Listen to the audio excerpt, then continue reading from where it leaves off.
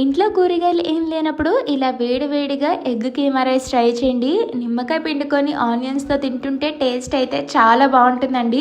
ముందైతే ఉడికించుకున్న ఎగ్స్ తీసుకొని ఇలా వీడియోలో చూపించిన విధంగా తురుముకొని పక్కన ఉంచుకోండి. ఆయిల్లో పచ్చిమిర్చి, ఉల్లిపాయలు, కొంచెం అల్లం వెల్లుల్లి పేస్ట్ వేసుకొని పచ్చివాసన పోయేంత వరకు బాగా ఫ్రై చేసుకున్న తర్వాత సన్నగా కట్ చేసుకున్న టమాటా ముక్కలు ఒక కప్పు కూడా వేసుకొని బాగా మగ్గించుకుంటూ రుచికి సరిపడా ఉప్పు, అలాగే పసుపు, కారం, గరం మసాలా కూడా వేసుకొని బాగా మిక్స్ చేసుకొని మసాలా పచ్చివాసన పోయిన తర్వాత ఇందులోనే 2 రెమ్మల కరివేపాకు కూడా వేసేసుకొని ముందుగా తురిమి పక్కన ఉంచుకున్న ఎగ్ కీమా కూడా వేసేసుకొని బాగా మిక్స్ చేసుకొని 2 మినిట్స్ హై ఫ్లేమ్లో బాగా ఫ్రై చేసుకోవాలి.